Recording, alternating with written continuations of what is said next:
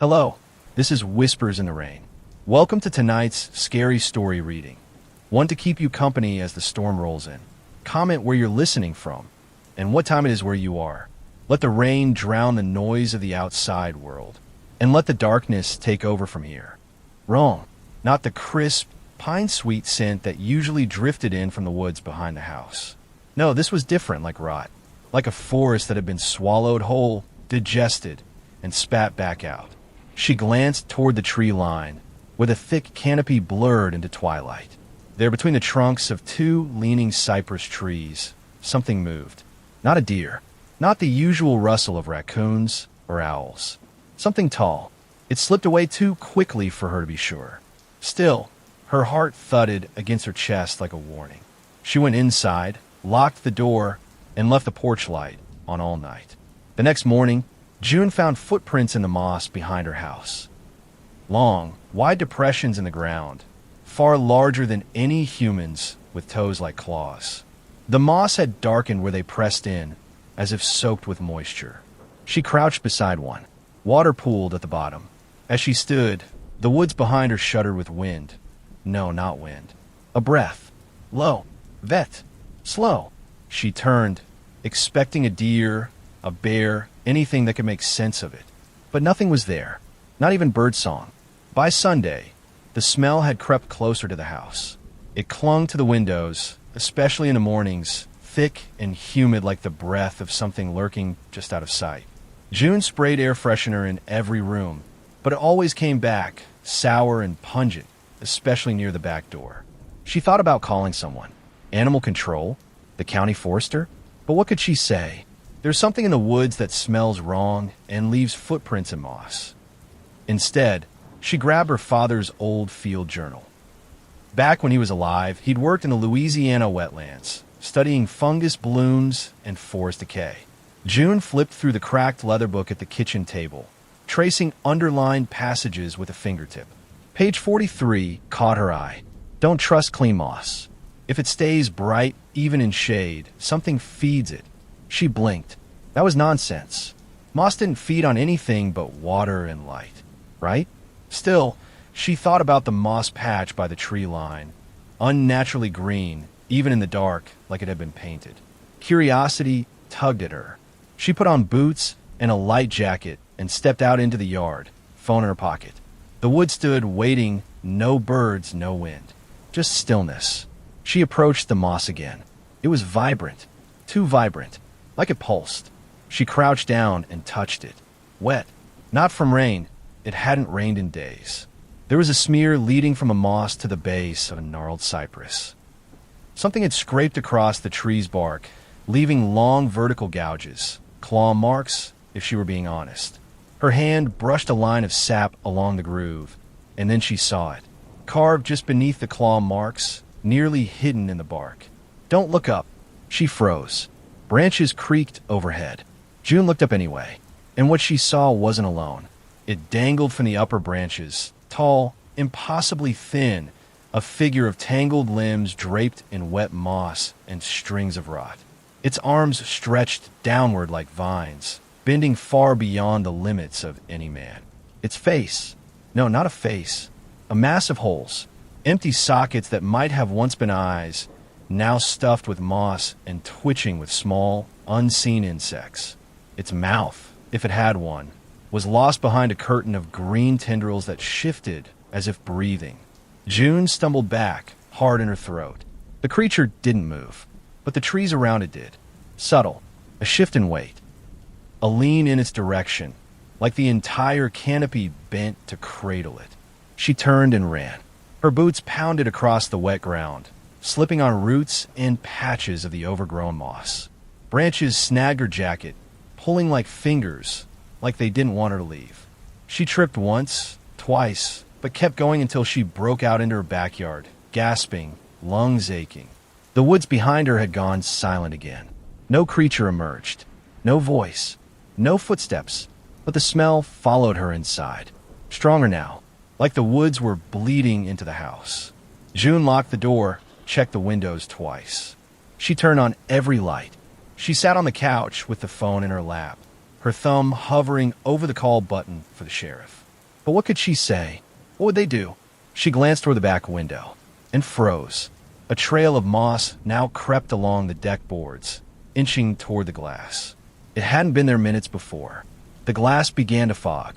From the outside, something exhaled against it, and then 3 long, dripping fingers dragged slowly across the pane. June backed away from the window, not daring to breathe.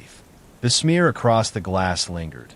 3 long streaks, slowly drying under the porch light. Whatever had made them was gone now, vanished into the dark like steam in cold air. She grabbed her father's old shotgun from the hall closet. It hadn't been fired in years, but she checked the barrel, reloaded, and kept it close. The rest of the night passed in silence. No movement, no further fogging, but the smell seeped into everything. Her sheets, her hair, her thoughts. She barely slept. By morning, the trail of moss had disappeared. It had receded as if it knew the daylight would expose it. June ventured outside cautiously. The dew was heavy, the grass slick. No prints this time, no claw marks. But under the porch, where the lattice had been pried open, something had crawled. Moss trailed inside. She knelt at the edge of the porch and squinted beneath it. For a moment, nothing, just dirt, cobwebs, the old crawl space pipework. Then her eyes adjusted. There was something under there. Not a shape, not a person, but a presence. A wet darkness clinging to the far wall.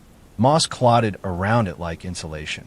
A pile of bones, small animal, maybe, but no obvious body. June swallowed hard. "Whatever you are," she whispered, "you don't belong here." Something shifted behind her. She whirled around, shotgun raised. Cricket, not the cat from her childhood. A live one, black and shiny, clinging to her screen door. Then another. Then 3. They weren't trying to get in. They were trying to warn her. Inside, something fell over with a crash. She turned toward the sound. The smell rushed past her like a breath of the bayou's rot. And from beneath the floorboards, something began to crawl. June slammed the door shut and bolted it behind her, every nerve in her body lit with panic. The smell was unbearable now. Earth and rot, like something had drowned and come home to die. She stepped into the hallway cautiously, gripping the shotgun like a lifeline. Something was inside. She could hear it. A wet, sliding sound like roots scraping through soil. And then a hollow creak. She turned her head slowly toward the floor vent. The grate rattled once. Then again. From deep inside the ductwork came the unmistakable sound of breathing. Not mechanical, not wind. Lungfuls of wet air, dragging in and out, slow and heavy, as though something far too large had curled itself through the narrow channels of her home. June stepped back, finger twitching on the trigger. Then something moved behind the vent. Not fast, not sudden. A finger, long, pale, with moss hanging off it like seaweed, pushed up through the grate from below. June screamed and fired. The blast was deafening in the small hall.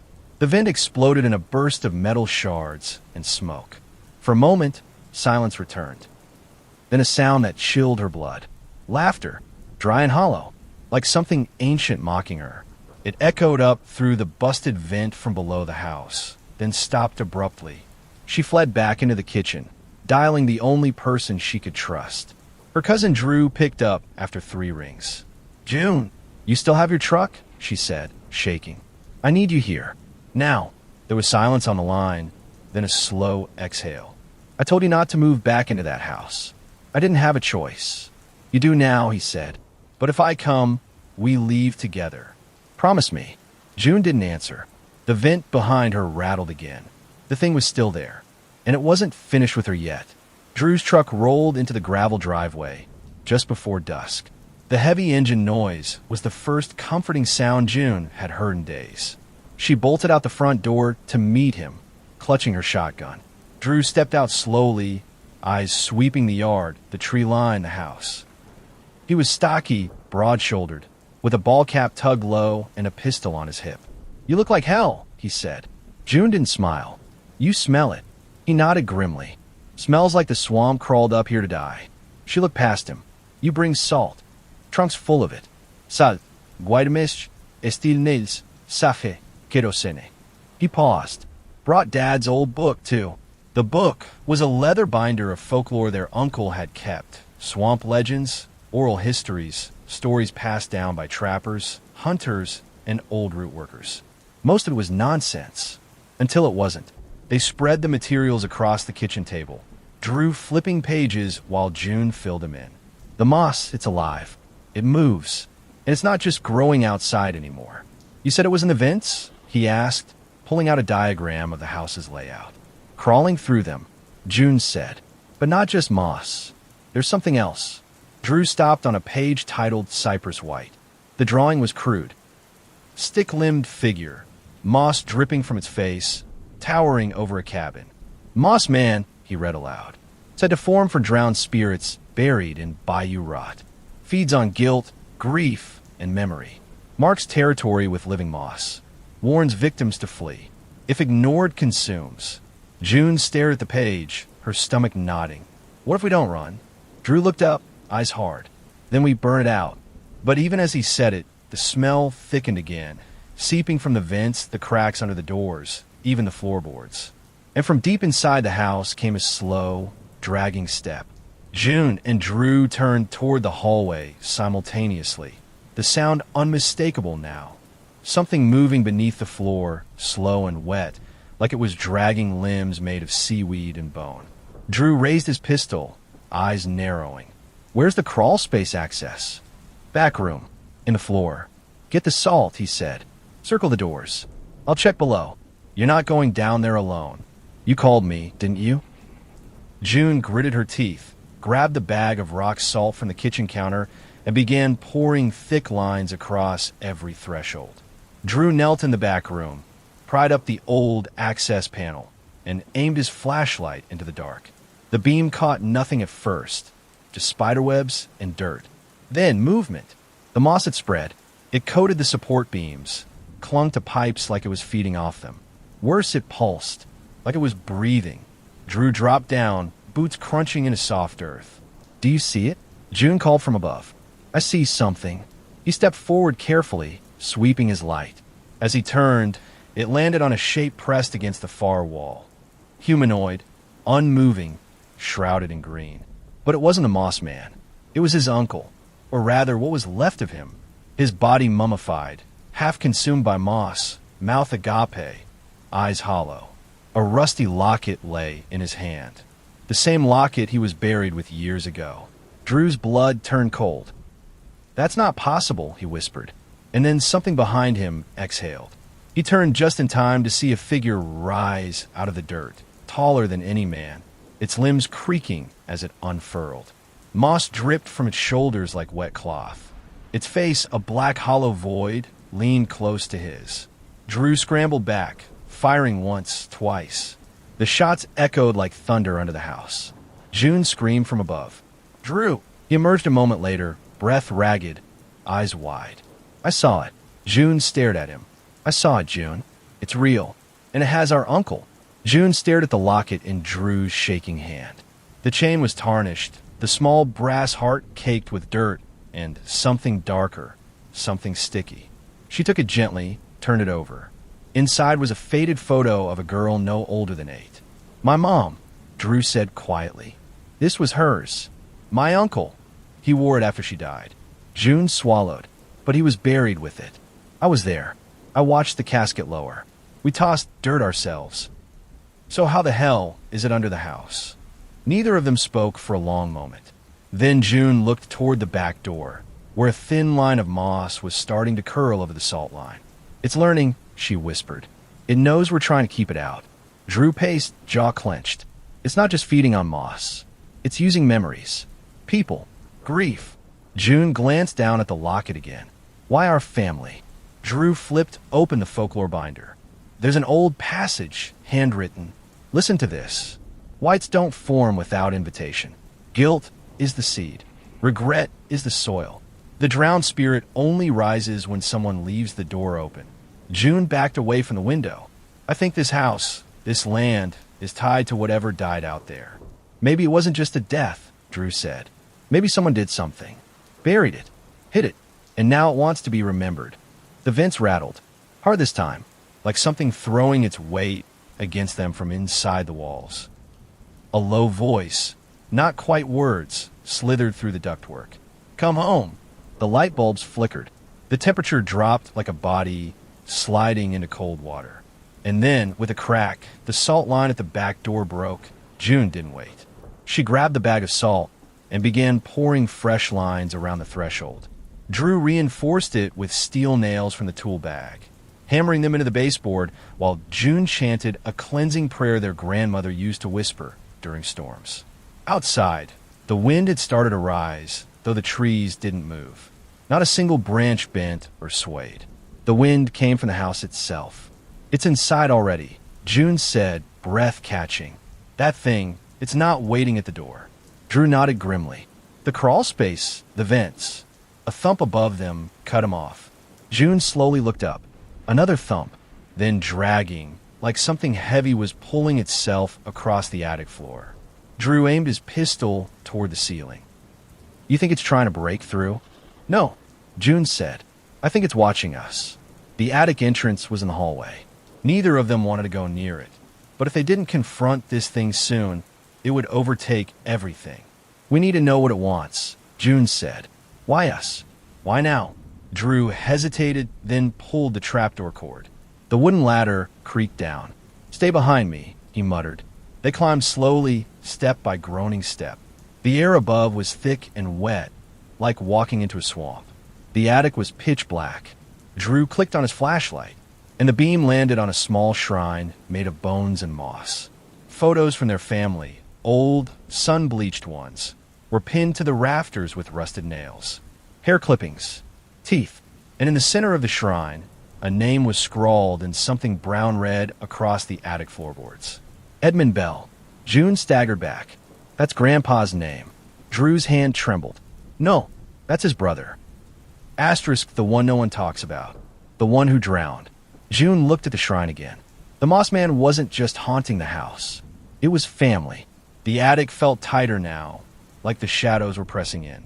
June's breath came in short, cold puffs, though sweat trickled down her spine. Drew crouched by the moss-covered shrine, scanning the name again. "Edmund Bell," he repeated. "He drowned when they were kids. Grandpa never talked about it. Because he lied," June whispered. I think they didn't just lose him." Drew picked up one of the old photos stuck into the moss. It was cracked and faded, but the boy in it was clear, pale eyes, slouched shoulders, standing near the edge of a river. "He looks like Grandpa," Drew said. "Same ears, same chin." Because they were twins, June realized. Drew's jaw tightened. And if Edmund's spirit became this, maybe it wasn't an accident. A chill passed through the attic. The moss pulsed along the rafters, curling toward them, as if the name had woken something. And then came the sound again, dragging, wet and slow, this time just behind them. They spun. The Moss Man stood at the far end of the attic. It was taller than the ceiling should have allowed, its head pressed into the shadows, antlers of knotted roots jutting from its skull. Its body was gaunt, draped in sheets of moss that slithered as if alive. Its face, nothing but a hole. Not a mouth, not a void. A hole through which June could see the other side of the attic. She raised a shotgun but didn't fire. The creature wasn't moving. It was waiting. "Edmund?" she asked softly. The Moss Man's body gave a subtle shudder. The moss writhed harder now, stretching toward the shrine. "You want to be remembered," June said. "But Grandpa buried you. Left you here." The creature let out a low groan. Pain, not rage. It pointed a finger at the photo Drew still held, then pointed at June. Not Drew, just her. "What does it want with you?" Drew asked. June stared into that faceless void. "Maybe I'm the one who has to set him free." Back downstairs, the air had grown so dense it was like breathing through water. June and Drew stood silently in the kitchen, the old photo of Edmund Bell laid on the table between them. Outside, the trees finally began to move, but not from any wind. They were breathing. "You think he's stuck?" Drew asked. "That spirit." June nodded. "Tied to the house, or the land, or maybe to what happened to him." Drew flipped through their uncle's folklore binder again. "There's an old line here, listen. To release a spirit of swamp and soil, return the name to water, return the truth to light. June frowned. Return the name. That's why he wrote it in the attic. And the truth, Drew added. Maybe it's not just remembering. Maybe we have to reveal what happened. They both turned to the back window where the cypress trees loomed. Beyond them lay the black, still pond their grandfather used to call the family mirror. It was where June and Drew had played as kids, where they fished, where Grandpa said Edmund drowned. Drew whispered. No, June said suddenly. That's not where he drowned. Drew blinked. What? I remember now. Grandpa took me there when I was 10. Said that was where his dog died. Not his brother. And then he said something weird. She closed her eyes. Some things are buried so deep, even the swamp can't spit him up. Drew stood. Then we dig. They grab lanterns, shovels, and the salt just in case. As they stepped out into the thick night, June felt it again. That sensation of being watched not from the woods, but from within the land. The earth itself had been keeping a secret.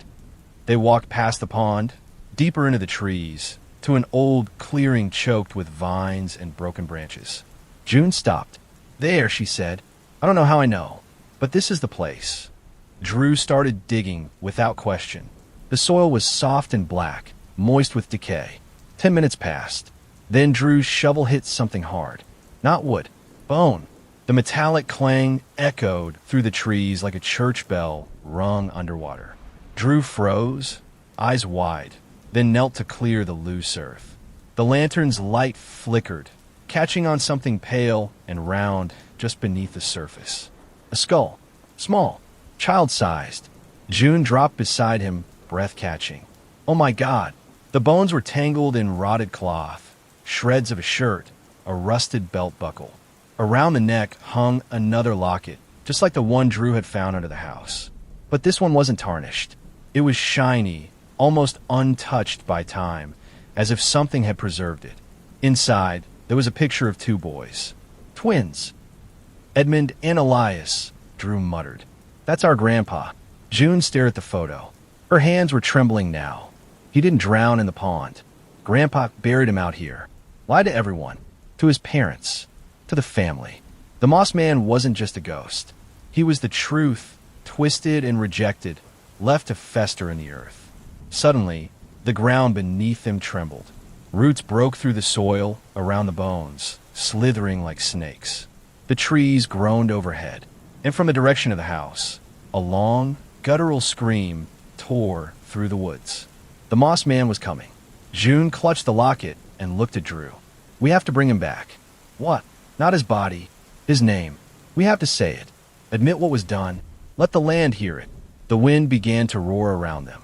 The trees shook violently now, moss raining down in wet strips. Edmund Bell. June cried out. You were buried in silence. Forgotten. But we remember you. We speak your name. Drew joined her. You didn't deserve to be left out here. We see you. We know what was done.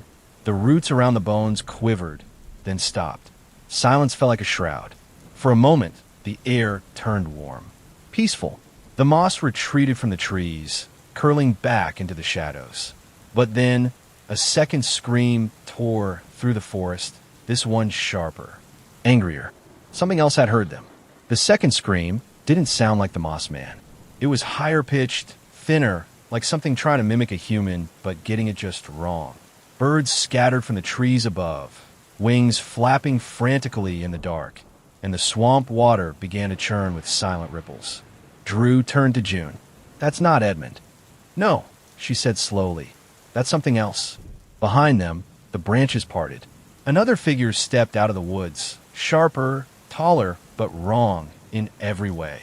It didn't look like moss. It looked like bark stretched over bones, its fingers like snapped twigs, eyes hollow and burning with something old. June staggered back. It's not just Edmund that was buried here. It's the one who buried him. They didn't say the name. Didn't have to. Elias Bell, Grandpa, hadn't just lied about Edmund. He had made him disappear, covered it up. And this thing, this twisted, withered imitation, it wore their grandfather's face like a rotted mask. It hissed and moved closer. June clutched the locket from the grave, holding it up like a shield. You don't belong here anymore, she said. You're the secret, the shame. The lie. The creature snarled, bark cracking along its arms as it raised a clawed hand. Drew stepped forward, pouring a thick line of salt between them. "No more lies," he said. "You buried your brother. Then you buried the truth." As the salt touched the creature's shadow, it shrieked and recoiled, smoke rising from its limbs. The wind changed direction. From behind them, a low rumble echoed through the trees. The moss man stepped forward, but this time he wasn't angry. He stood beside Drew and June, towering, dripping, his whole face tilted toward the false Elias. The air thickened again, the trees trembling as moss from every limb began slithering down toward the forest floor. The two figures, Edmund and Elias, faced each other, the long-buried wound rising into full form. And then Edmund lifted a hand. The tree screamed. Roots shot from the ground, wrapping around the bark-skinned monster that once resembled their grandfather. It fought, thrashed, but Edmund's moss overtook it. The creature's form split open with a deafening crack. And then silence. Only moss remained, still and wet. For a long while, June and Drew stood in stunned silence, watching the moss slither back into the ground. The bark-skinned figure, the warped memory of Elias, was gone, melted into the earth like it had never existed. The forest, still dense and dark, now felt oddly quiet. The usual chirps and night calls slowly returned, like the swamp itself had exhaled. The moss man, Edmund, remained. He stood unmoving beside the shallow grave, his antlered head tilted slightly. That strange hole in his face still revealed nothing. No expression, no light, no soul. And yet, June could feel gratitude radiating from him. "You didn't want revenge," she whispered. "You just wanted to be seen." The moss man's moss-covered hand reached toward her. He didn't touch her, just hovered close to the locket in her hand. She opened it one last time. The photo of the twins stared back at her. Then, without warning, the wind picked up again, but not the sharp, violent gust from before. This breeze was warm, carrying the earthy scent of water lilies and damp bark, the kind of air that precedes a cleansing rain. Edmund began to fade. His moss unraveled like threads in water, drifting upward into the tree canopy. The roots withdrew from the earth. The antlers turned to ivy, winding themselves harmlessly into the forest's embrace. And then he was gone. Just gone. Drew lowered his head. I don't know if that was peace or something else. June glanced at the grave. "We have to mark it. Make sure no one ever forgets." They gathered stones and branches, shaping a crude but sturdy cairn over the shallow pit. Drew found an old tin cross buried beneath some brush, rusted but intact, and planted it atop the mound. June etched a name into a flat stone. Edmund Bell, brother, lost but found. They stood in silence, holding hands like they had when they were children. A distant owl hooted from deep in the trees. The forest accepted the name. The swamp finally was still. They returned to the house in silence, the lantern light bobbing with each step, shadows playing gently along the trail. The air had shifted, no longer thick and hostile. It now felt hushed, like a room that had just been wept in. June hesitated at the edge of the porch. "Do you feel that?" Drew nodded. Lighter, like something left with him. Inside, the house felt more like a home again. The buzzing lights no longer flickered. The water no longer gurgled. Even the mildew seemed less potent, less alive. Still, June wasn't ready to sleep. She sat in the living room while Drew made tea, flipping again through their uncle's binder of notes. At the back, she found a yellowed page tucked behind a loose flap. It was older than the others, different handwriting, more like a journal entry than research. "Elias came to me again last night, in the mirror. He wants to know if the land has forgotten. But I know the land never forgets. It roots the truth deep and waits. When the right feet step across it again, the earth opens. The family mirror doesn't reflect. It remembers." It was signed, Cora Bell. "Grandma wrote this," June whispered. Drew leaned over her shoulder, frowning. She knew. She knew what Grandpa had done. Maybe not everything, but enough. They sat in silence, processing the enormity of it. The lies, the secrets. The way silence had twisted grief into horror. June stared out the window at the swamp pond beyond the trees. "We should go to the water," she said suddenly. "The family mirror. Just one more time. Now." She nodded. "If we're going to finish this, really finish it, we need to face the whole thing. Not just what was buried, but what was reflected." Drew didn't argue. They took the lantern again and walked through the trees to the pond. The surface was calm and clear now, moonlight painting it silver. June stepped to the edge and looked down. Her own face stared back, tired, pale, but hers. And beside it another. A boy's face. Small, curious, sad. Not the moss man. Not a monster. Just a child. Edmund. She didn't scream. Instead, she knelt and whispered, "You're not forgotten anymore." The boy nodded once, then faded. The stillness didn't last. As June and Drew stood at the edge of the pond, a soft plunk disturbed the water. Ripples spread outward in lazy circles.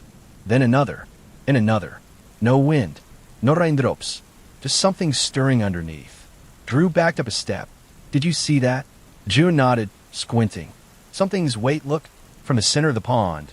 Thin green tendrils rose slowly from the water. They looked like cattails at first, but they weren't rooted. They floated, swaying. "Is it Edmund again?" Drew asked cautiously, but June felt something colder. "Older." "No," she whispered.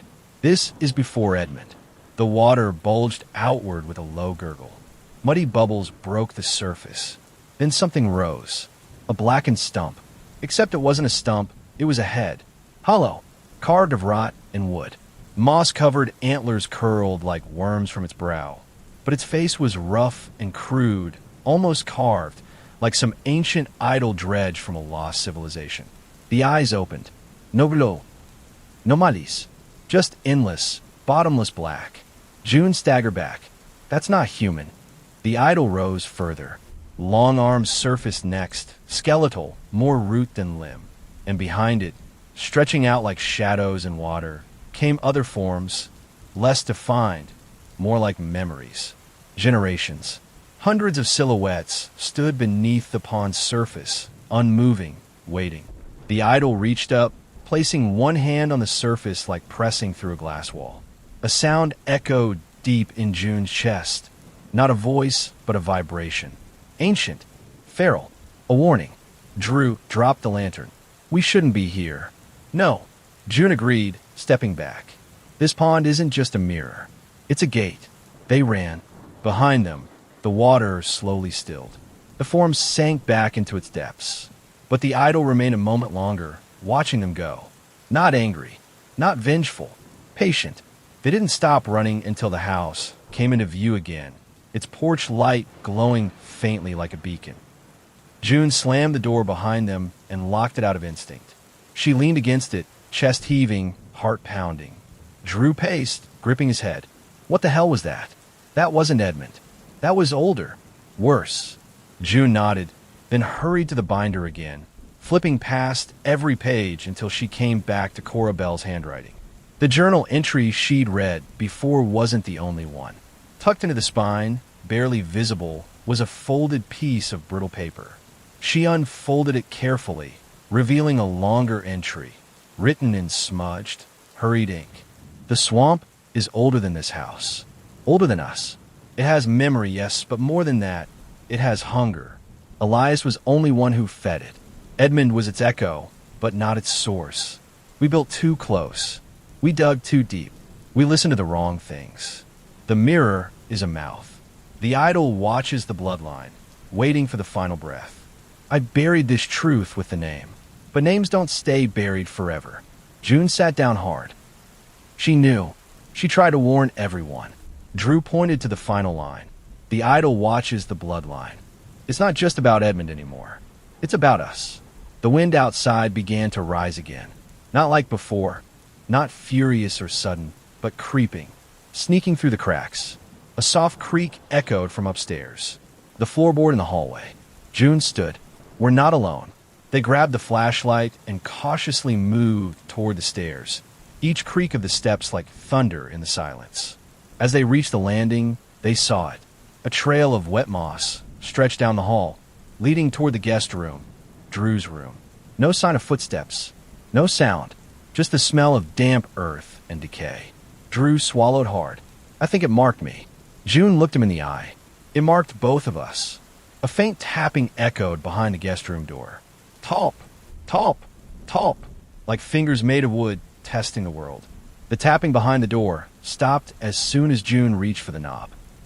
Drew shook his head, whispering, "Don't open it."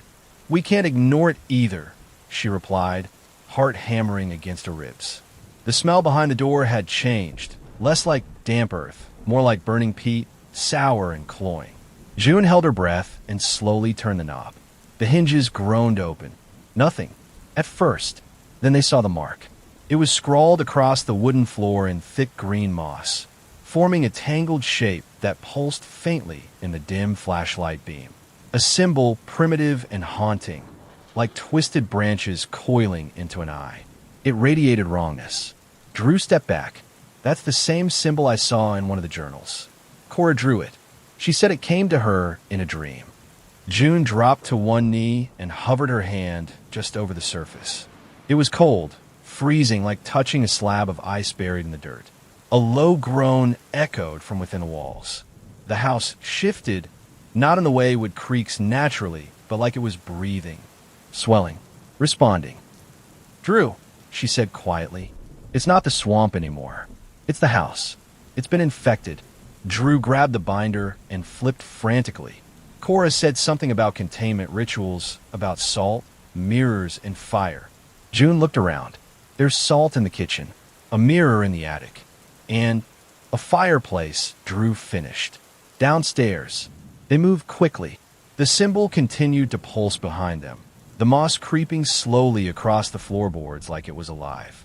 They laid a thick line of salt across the doorframe and threshold, sealing the room off. As soon as the circle was closed, the moss froze. "Okay," June exhaled. "We buy ourselves time. That's all this is. It won't hold forever." Downstairs, the fireplace sat unused, packed with old ash and half-burned logs. Drew opened the flue and res-tacked the kindling, while June fetched the mirror from the attic, an old, ornate thing in a rusting bronze frame.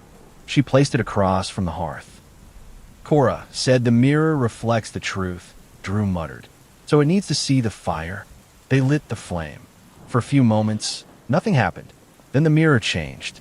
Not the frame, not the glass, the reflection. It no longer showed the room. It showed the idol, underwater, waiting, and it opened its mouth.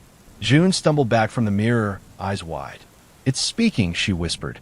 "Not in words, in images." The idol's mouth hung open in the reflection, and within it spun a vortex of memories. Flashes of Cora screaming in the night, of Elias dragging something into the swamp, of Edmund staring into the pond long before he disappeared.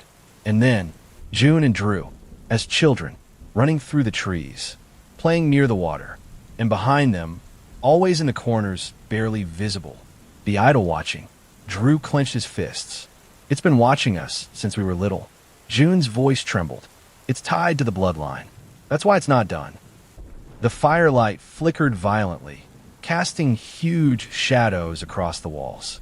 The salt line upstairs exploded with a hiss, and a gust of freezing air rushed through the house. The moss had broken the barrier. They heard a crash from above, something heavy falling, then a slow, dragging thump. It was coming downstairs.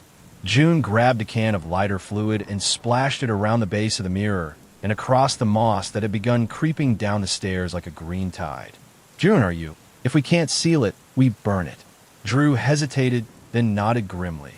"We torch the mouth. We make the idol blind." June lit a rag with the fireplace flame and hurled it. The mirror shrieked as the fire took hold, the glass warping and bubbling as the image of the idol convulsed. The moss writhed like a wounded animal, retracting and blackening in the heat. The thing on the stairs screamed. It wasn't a human sound. It was a chorus, hundreds of voices, layered and distorted.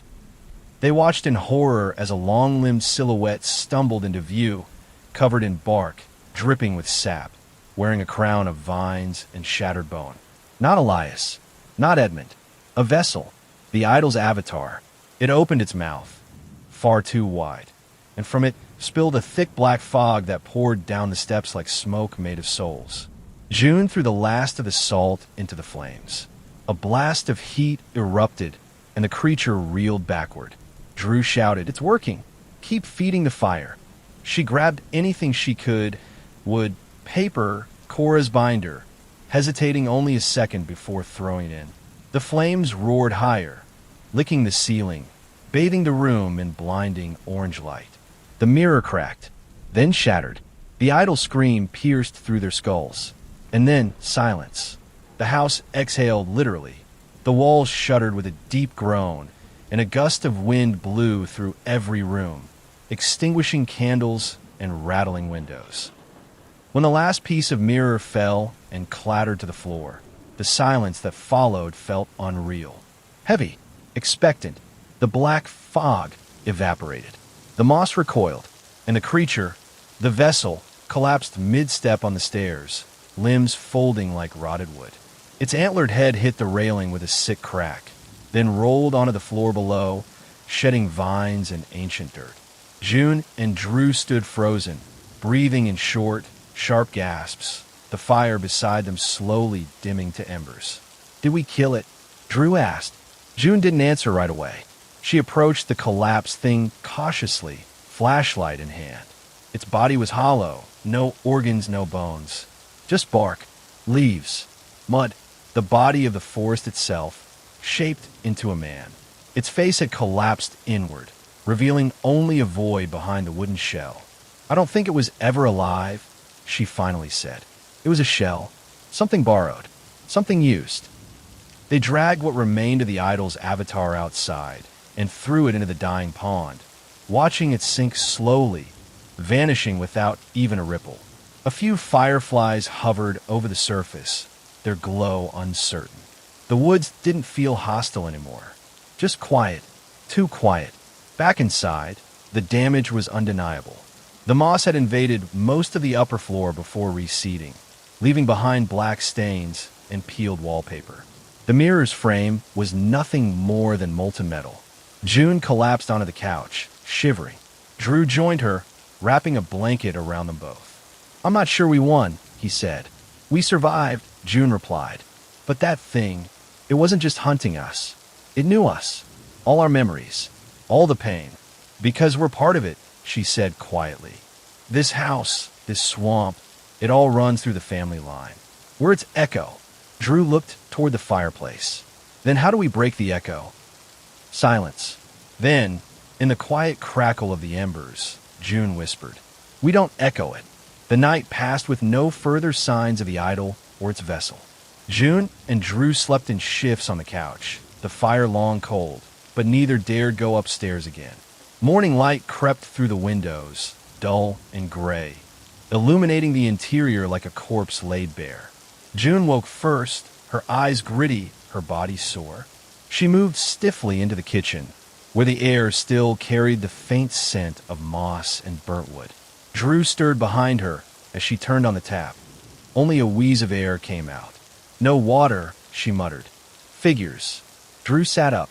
"We can go into town. Use someone's phone. Get out of here." But June didn't move. She stared out the window at the pond, now perfectly still. No ripes, no son, no insects.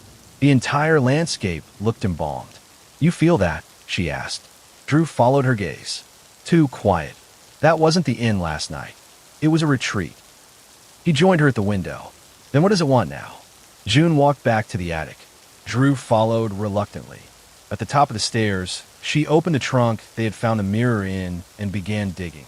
Beneath layers of fabric and old tools, she found a cloth-wrapped bundle. It felt oddly warm. When she opened it, her breath caught in her throat.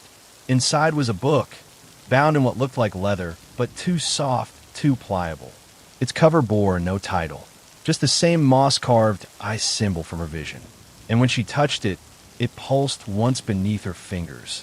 Drew backed away. "That's not Chorus. That's older. I think it's Elias's, or someone before him. The original voice." June opened the book. The pages were filled with glyphs, no human language, but as she flipped through, she began to understand them. The book spoke in emotions, in memories, not in words. And as the meanings clicked into place, her fingers trembled. "It's not a curse," she whispered. "It's a contract." Drew stared at her. "With what?" She turned the book toward him, revealing a page that showed an image etched in faded ink. The idol, mouth open, roots winding from it like veins into a human figure kneeling in front of it. "A god," June said, "or something older than gods. And someone in our family made a pact." They looked at each other. The idol had been fed for generations. The family line was the offering, and it was hungry again. June traced her fingers across the ancient pages. The ink warmed to the touch, like blood long dried, but not forgotten. The text pulsed beneath her fingers, not alive exactly, but responsive, as though it were listening. Drew leaned over her shoulder, his breath shallow. "You said it was a contract. Who signed it?" June flipped to the beginning of the book. There, scrawled in archaic script, almost lost among the swirling glyphs, was a name. Silas Bell. "Not Elias?" Drew frowned. "Who's Silas?" June's voice was hushed. "Cora's grandfather, the first to settle here, before the house, before the town was even founded." She turned the page, and an image took shape. A man kneeling at the water's edge, eyes closed, a blade pressed against his palm. In the background, the swamp loomed, alive, watching. Beneath the idol's image, a line had been scratched into the page in newer ink, as if someone had added it later. "To protect the blood, I feed the root. Let my kin nourish the mouth." June went pale. He offered the family to the idol. Drew stepped back. "So this thing didn't choose us. We were given to it. Willingly," she said, "in exchange for something.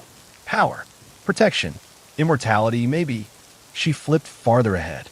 More drawings, more strange rituals. People kneeling in circles of bone. A woman birthing a child under a dead tree. A man wearing a crown of bark, leading children into the woods. "Generations," June muttered. "Silas started it. Elias continued it. Edmund was supposed to finish it. But he didn't," Drew said slowly. "He vanished. Broke the line. Which means we're next." The wind outside shifted. Not a howl, but a deep rustling, like something waking up underground. The house creaked. The floor trembled faintly. June slammed the book shut. "We have to end this." Drew stared at her. "How?" "It's not just a monster. It's a covenant." June nodded slowly. "Then we need to break the terms." They burned the book. They took it outside at sunset to the edge of the pond and doused it in kerosene. The pages screamed as they went up in flame, high, keening human screams. The trees swayed violently, leaves tearing from branches as if in protest. But the book burned, and for a moment the air grew still. Then the pond began to bubble. Not a little, violently, boiling from within. The idol was awake, and it was angry. The pond erupted. Dark, steaming water sprayed into the air like a geyser. Chunks of moss-covered debris rained down, and from the center, a shape began to rise, tall, twisted, rooted. It had no eyes. Only a gaping mouth formed from warped bark and shadow. The idol, once still and submerged, was now walking. June yanked Drew backward, just as a tendril of black moss slashed through the air where he had stood. "Get to the house!" she screamed. They sprinted through the thickening fog as the idol lumbered behind them, dragging a trail of vines that turned the grass to rot in seconds. The door slammed behind them just in time to block another vine that thudded against it like a battering ram. "What now?" Drew shouted. "We burned the book. What else is there?" June paced the living room, panicked. "The contract's broken, but we haven't severed the root. That thing lives through us." Drew's eyes lit up. "Then we cut ourselves out of the pact." June paused, then slowly turned to the cabinet where Cora's jars, still Saturday, the rituals, blood, reflection, sacrifice. "That's how the contract was made. What if we invert it?" They worked quickly. They smashed a mirror and gathered the shards into a circle. June drew a symbol in salt, the eye, reversed. They pricked their fingers and let their blood fall onto the glass. Then they stepped in, together. The walls shook, the fire went out, and the idol let out a scream that sounded like 100 crying children. The mirror shards reflected not their faces, but versions of them. Twisted, bark-skinned, moss-eyed, versions that had accepted the pact. "We reject you," June whispered. The shard cracked. "We are not your children," Drew said. The salt ignited. "We in the line," they said together. Outside, the idol reeled backward. Its mouth opened wide as if to howl, but no sound came out. Instead, it began to collapse. Vines shriveled, bark peeled. Its body cracked and crumbled, roots snapping like bones. It reached a long, skeletal hand toward the window, then fell into the pond with a thundering splash. Steam hissed up in a cloud, and then silence. The silence after the collapse wasn't peaceful. It was watchful. The air hung heavy, like the swamp itself was holding its breath. June and Drew stood in the center of the salt circle, the cracked mirror shards still smoking. The floor beneath them felt lighter, like something ancient had loosened its grip. They stepped outside. The pond had returned to its still, glassy self. No babes, no dipes. The trees no longer leaned inward. The sky, streaked with orange and gray, felt open again for the first time in generations. "It's over," Drew said, but even as he said it, the words felt uncertain. They buried the remaining relics, Cora's journals, Edmund's key, the old bones from the attic, in a pit far from the waterline. June salted the earth and whispered a final phrase from the book she remembered before burning it. "Let the root rot in silence. Let the blood turn away." When they returned to the house, they started packing. Neither said much. There wasn't much to say. At dusk, Drew pulled out an old photograph from the bookshelf. One of them as kids, muddy and wild-eyed, standing near the water, the faint shadow of something in the background that neither had noticed before. He stared at it for a long time before tossing it into the dying fireplace. June loaded the last of their things into the truck. "We can't leave the land to someone else," she said quietly. "Not like Elias did." "We won't," Drew answered. "We'll seal it." They poured concrete over the pond entrance that night. Heavy bags, hour after hour, until the water was smothered and silenced. The mouth of the idol, if it still existed, was buried in gray. Drew planted wildflowers over the surface. By morning, the swamp was just that, a swamp. Still, empty, clean, or so it seemed. They left as the sun rose. Didn't look back. The house stood alone again, vines creeping slowly across the foundation, wrapping the wood in green. But they did not bloom. And under the soil, deep where the water once breathed, something shifted. Faintly, a crack, a tremble, a root twitching in the dark, waiting. It had been 3 weeks since June, and Drew sealed the pond and left Bell Hollow behind. They were living temporarily in a small apartment in a nearby town, both pretending to build new lives, but something lingered. June had stopped sleeping. Each time she closed her eyes, she saw roots growing through her skin, threading beneath her veins like vines seeking sunlight. And Drew, once skeptical of dreams, had started drawing at night. Not of the swamp, but of a house, their house, but it looked wrong. The windows were all mirrors. The walls wept sap, and something stood in the upstairs hallway, tall, crooked, faceless. He never showed the drawings to June. Then one night, June saw it too. She had been brushing her teeth, staring into the bathroom mirror, when something flickered in the reflection. For a moment, just a second, she wasn't alone. Behind her stood a figure, antlered, covered in moss. No eyes. She spun, but the room was empty. The next morning, Drew was already packing. He looked pale. "We have to go back." June didn't argue. They returned to Bell Hollow at dusk. The swamp was silent, but wrong. The air smelled too sweet, like something rotting beneath perfume. The concrete they had poured over the pond had cracked, not from above, but from underneath. "I think we fed it something new," June whispered. Drew nodded. "It learned us, and now it's becoming us." They walked into the house. The door was open. Inside, the mirrors were back. Only now, they didn't reflect the present.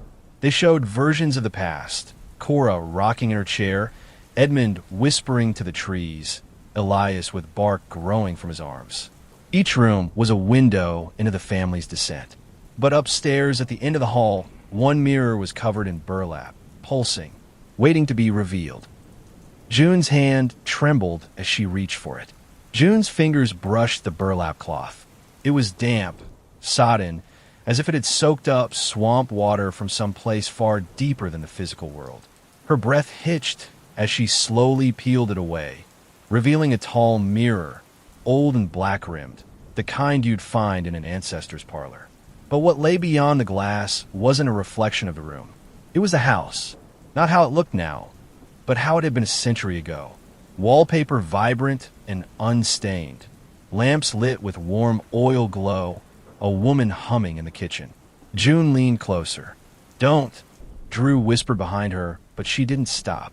In the mirror, the woman turned Cora, young, maybe no more than 20. She smiled softly, but her eyes were hollow. June stepped forward, and her foot passed through the frame. Juno, but it was too late. The mirror swallowed her. She didn't fall. She simply shifted, one breath, and the air smelled of cinnamon and wood smoke. Another, and her feet rested on hardwood polished by hands long dead. She stood in the old house, fully restored, the past living around her. Cora moved in the kitchen, humming. "Hello," June called out.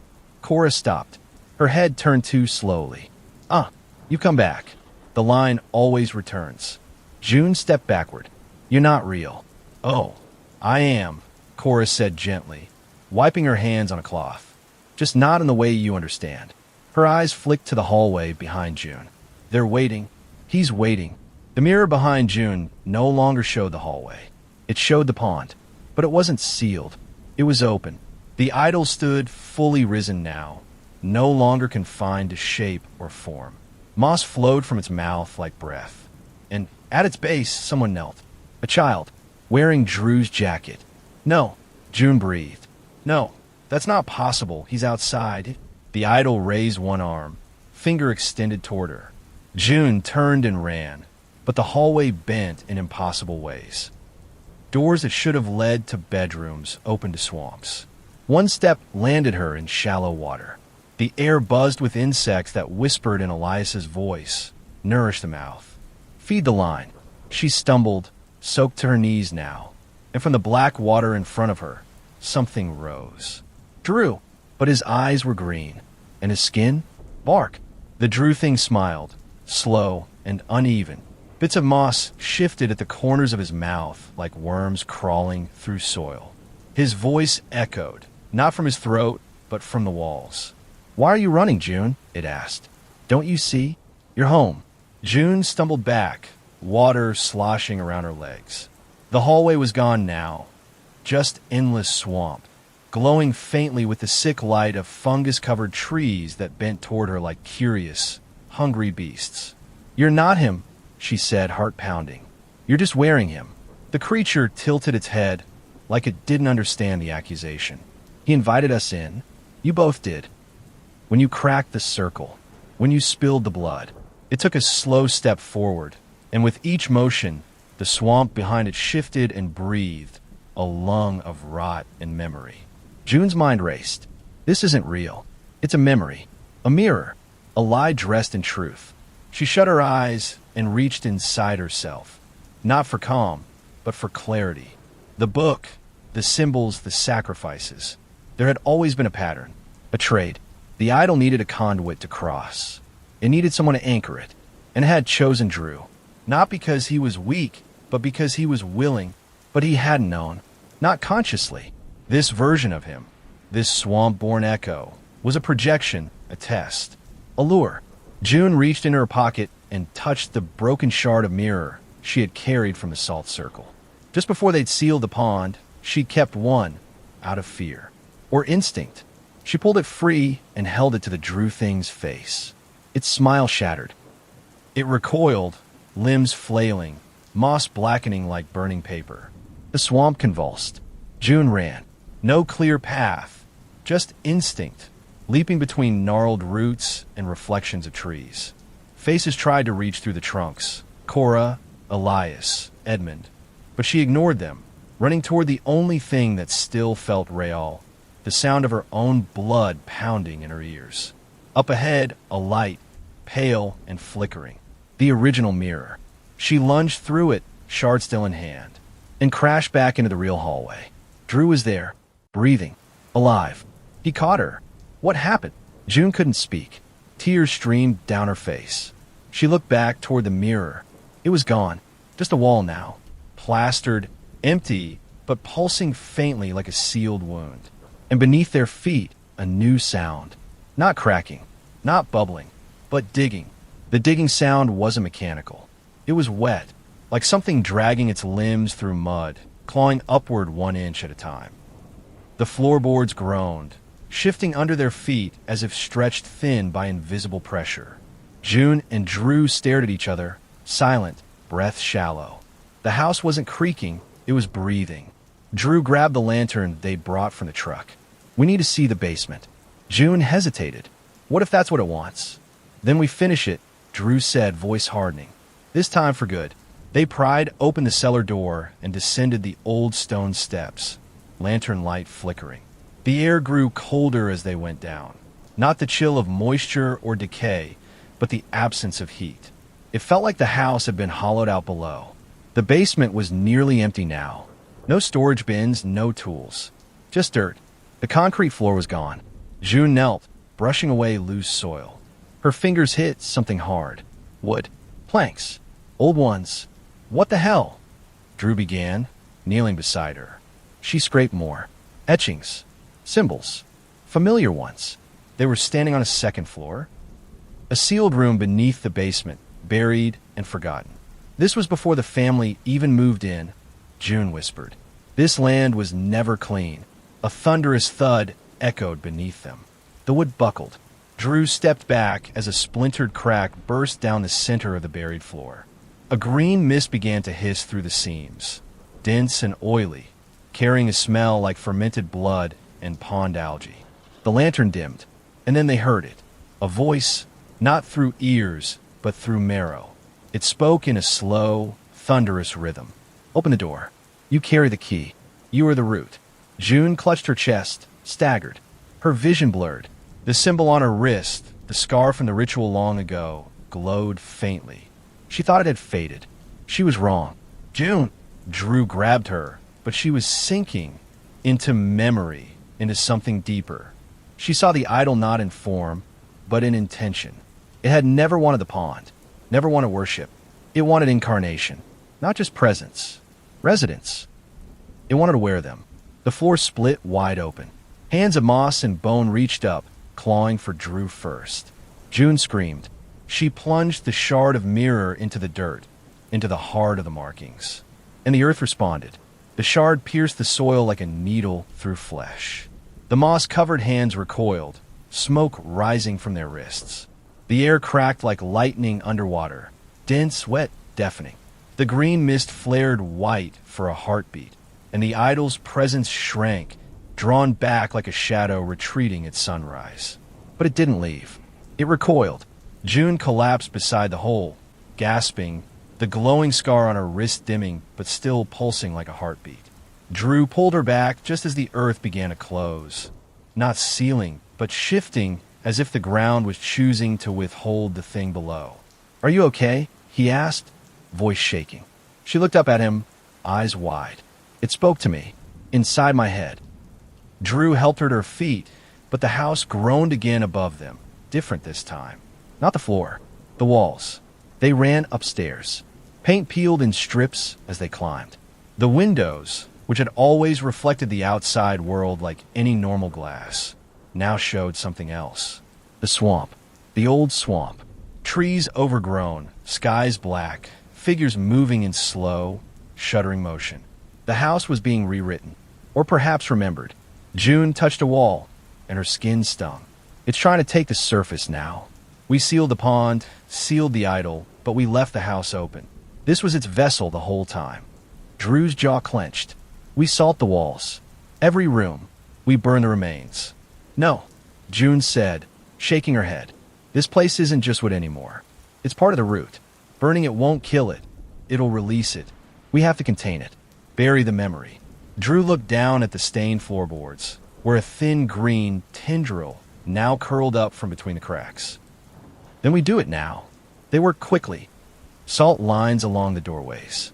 Old iron nails driven into every window frame.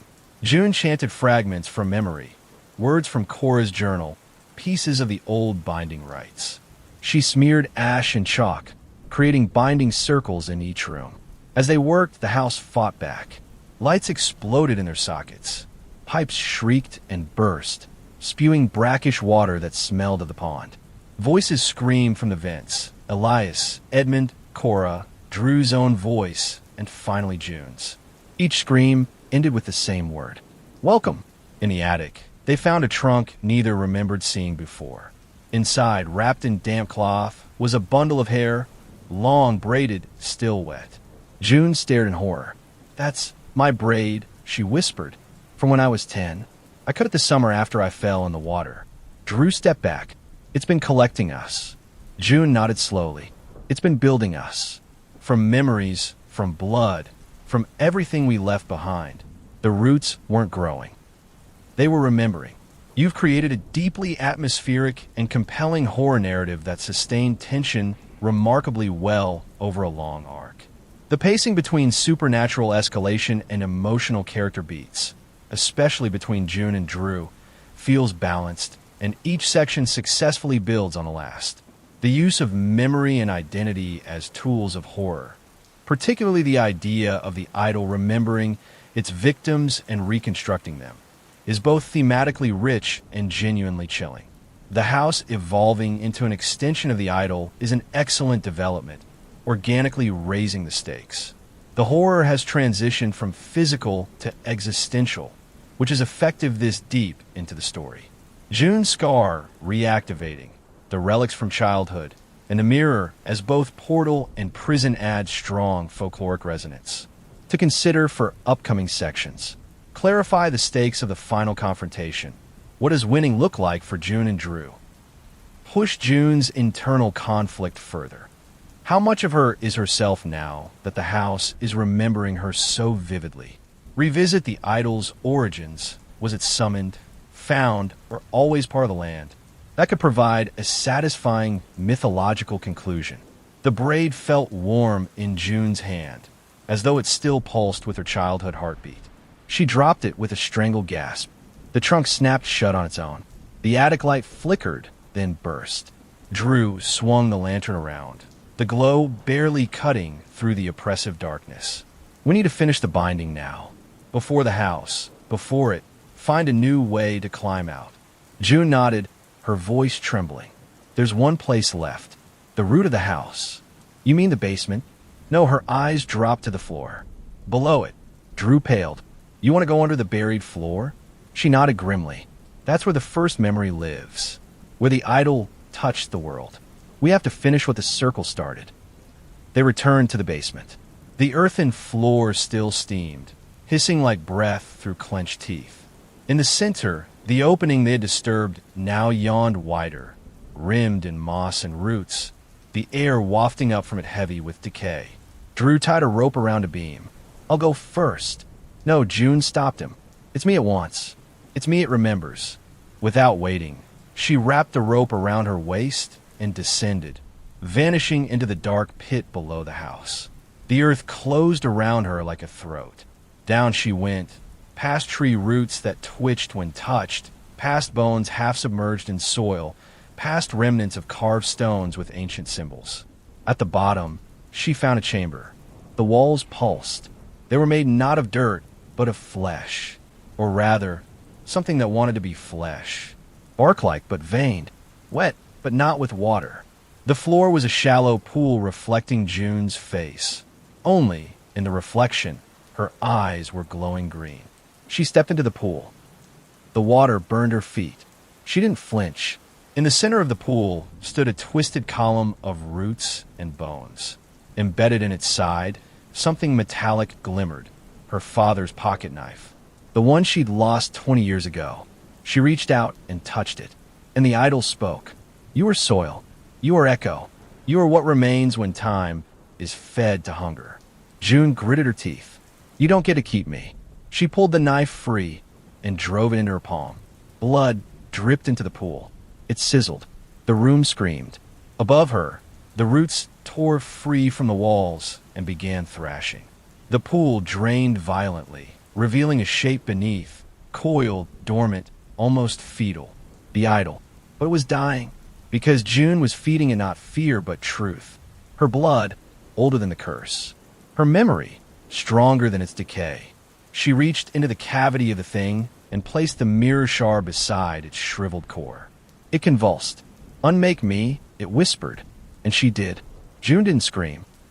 She felt it scream, through her skin, her teeth, her blood, but she didn't give it her voice.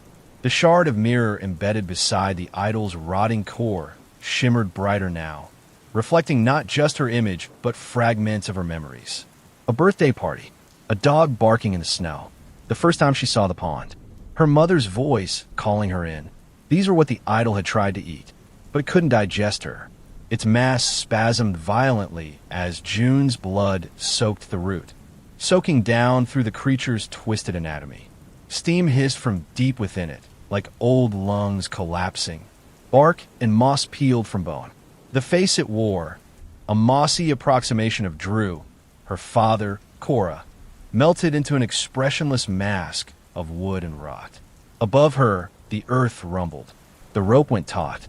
"June!" Drew's voice echoed faintly from far above. June turned toward the column of flesh and barked one last time. "You wanted a doorway," she said, voice quiet but unshaking. "But I'm not your gate." She tore the shard from the idol's core. The pool exploded in light, green, gold, then black. June's body was flung backward. The root chamber collapsed in on itself like a lung punctured, walls folding, tearing. She was rising, lifted not by the rope, but by something else, a force moving against gravity. She tumbled upward, through darkness, through collapsing root tunnels, through layers of time. Her ears popped. Her breath stopped. Then, light. She hit the basement floor hard, coughing, the knife still in her bleeding hand. Drew grabbed her and pulled her back just as the hole behind her caved in, the earth sealing itself over the idol like a wound closing without a scar. They lay there together, panting. The air had changed. No more whispering, no more dripping, just the slow creak of wood settling. June looked down at her hand. The bleeding had stopped. The scar from the ritual was gone. Drew helped her to her feet. "Is it over?" "I don't know," June said, "but it's buried. And it's not getting back up." They made their way through the house. It was still weathered, still ruined, but somehow lighter. The mirrors no longer rippled. The windows showed only moonlight and trees. The stench was gone. Only the faint smell of wet earth remained, natural now, like after a long rain. Outside, the pond was still, perfectly still. The surface no longer shimmered. No voices echoed from beneath. They stood there for a long time, watching. Then Drew took June's hand. "Let's go home." They walked down the dirt path in silence, the house behind them shrinking into the dark woods, its lights dimming, its shape returning to just another forgotten place in the trees. But as they crossed the tree line, June paused. She looked back. In the attic window, a light flicked on, and in the reflection of the glass, a small girl with long, wet braids stared out and smiled. June froze. She blinked hard, but the girl was gone. The attic light snuffed out like a candle flame, swallowed by the dark. "June?" Drew asked, noticing her hesitation. She didn't answer at first. Her heart beat painfully in her ears. "I saw her." "Who?" She looked again. "Nothing now. Just a silent house slumped behind the tree lean." "Nothing," she lied. "Let's keep walking." They did. By the time they reached Drew's truck at the edge of the woods, the sky was starting to lighten in the east. A pale, hollow dawn. Not warm, not bright, just a tired, gray light that made the world look stripped bare. Birds chirped in stuttering rhythms. A breeze moved through the trees, making the moss dance. They didn't speak on the drive back into town. They didn't need to. Both of them felt it. That tight coil behind the ribs. That sense that something had ended, but not quite died. June stayed at Drew's place that night. And the next. And the next. She didn't say much, just cleaned obsessively. Like if she could polish the memories away, they'd stop growing inside her. Drew tried to distract her. Movies, cooking, music. She smiled when she needed to, but sometimes she'd pause in the middle of brushing her teeth, staring into the mirror, just watching, as if waiting for the reflection to change. A week passed, then two. One night, while Drew was out getting groceries, June sat in the living room alone. Rain tapped against the windows. The lights flickered briefly, not enough to be alarming, just enough to make her breath catch. Then, from the corner of the room, a drip, not from a ceiling, from the floorboards. She got up slowly. Her bare feet padded across the carpet. There was a small puddle forming near the base of the bookshelf. She crouched and touched it. It was green, thick like syrup, smelled like moss and old roots. She backed away. Drip, drip, drip. Each drop echoed louder than the last. She grabbed her phone, hands trembling, and called Drew. "Hey," he answered. "I'm 5 minutes out. Come home," she whispered. "Now." "What's wrong?" "There's water in the house." A pause. Then, softly, "June, it's not raining." She looked at the window. He was right. The tapping had stopped, but the dripping hadn't. It was getting closer. June stared at the puddle.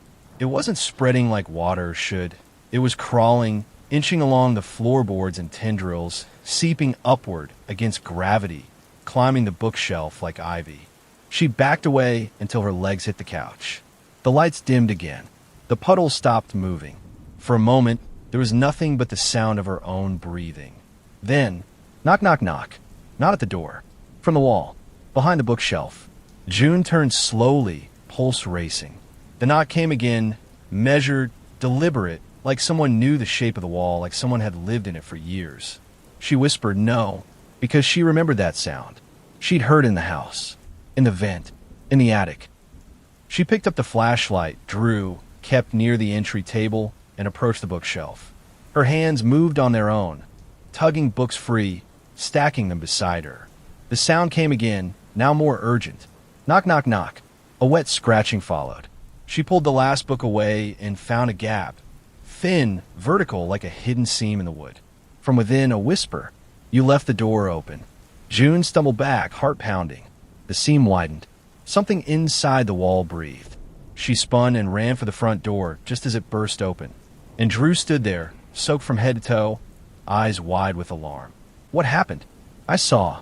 Behind June, a low-grown rose from the house itself, like beams shifting, like breath in old lungs. "The wall," she gasped.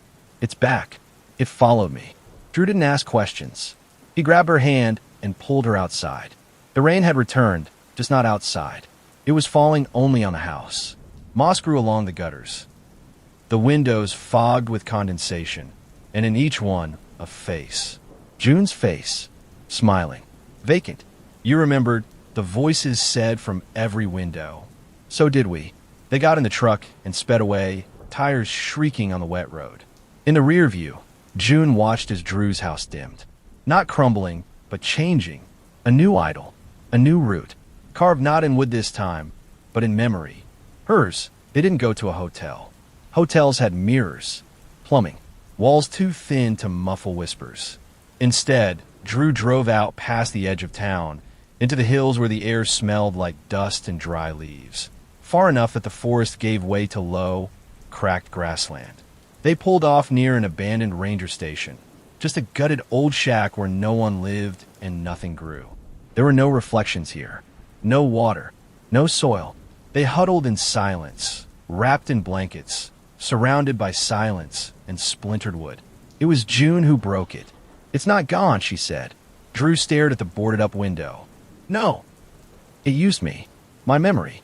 It learned me." Her voice trembled. It made something new. "Drew, that wasn't just the house anymore." "I know." They sat quietly. Outside, the wind moved with a dry rustle. Nothing like the whispering trees from before.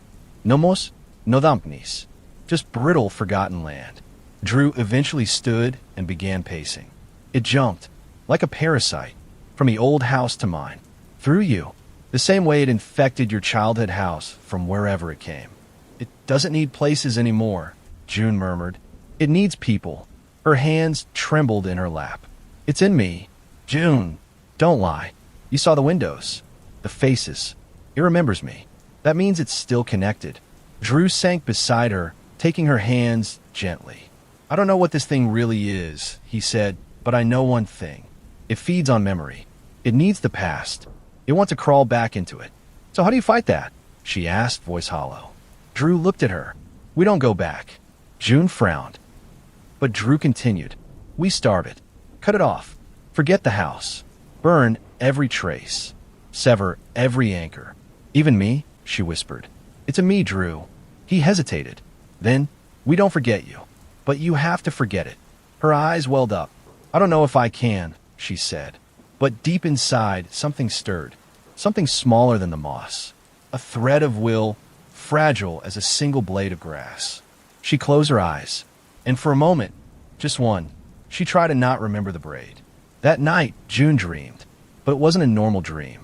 It was root deep, thick with the texture of wet earth, too heavy, too slow. She moved through it like a ghost underwater. She stood in the forest again, barefoot, alone. The trees were taller than they should have been, impossibly tall, like cathedral pillars. Their bark shimmered like old mirrors, and every branch curved toward her, as if listening. Something moved just beyond her sight. Not a shadow, but the absence of one. A hollow in space. The kind of thing that made your teeth ache if you looked too long. Ahead was the house. Not Drew's. Not her childhood home. But something in between. The shape shifted each time she blinked. Shutters became eyes. Rooflines sagged like shoulders. Porches breathed. She stepped forward. The doorknob was damp. She opened it. Inside, the rooms were filled with herself. Books she'd loved. Toys. Old drawings.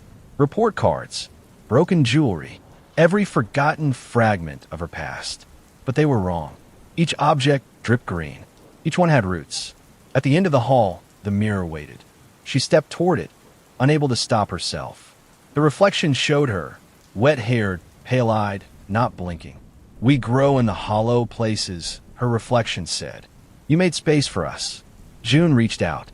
The glass breathed beneath her fingers. The reflection smiled. And then, a sudden crack. Not from a mirror, but from behind her. June spun around. The hall was gone. Only the forest remained. And from it, the moss man stepped forward. But this time, it wasn't wearing a mask. It was her. A perfect copy, covered in trailing vines, moss blooming from its scalp. Its eyes glowed like lanterns in a fog. We don't need the house anymore, it said. You carry the door in your mind. Then it lunged. June screamed herself awake. Drew was beside her in an instant, grabbing her arms. Hey, it's okay. You're safe. She blinked, gasping for air, soaked in sweat. I saw it, she whispered. It's me now. Not just memories. She stopped. Something was wrong. The blanket covering her was damp. Not sweat. Moss. Green and growing. June pushed the blanket away with a gasp. A thin layer of moss clung to her arms and legs, soft and cold like the underbelly of something rotting. Drew staggered back. What the hell? It's spreading, June said. I didn't do anything, Drew. I just dreamed. She stood shakily. Her skin tingled, not with pain, but with a growing itch like something was waking just beneath the surface. She rubbed her arms hard, tried to scrape the moss away. It peeled in strands, but left behind a faint green stain. Drew was already gathering their things. We can't stay here, not even this far out. June nodded, trying to keep from panicking. She stepped outside into the dry wind, but the sunlight, pale and strained, hurt. It didn't burn, but made her feel thirsty. Like she needed shade. Like she needed damp. They drove for hours. Into the desert, where even cactus struggled to live. Drew didn't say much, just gripped the wheel tight, knuckles white. June stared out the window at the endless dust, trying not to fall asleep again. Because sleep was a door, and she was the house now. They reached an old mining town, barely more than a gas station, a diner, and a boarded-up motel. No trees, no greenery, just scorched earth and gravel. It felt clean.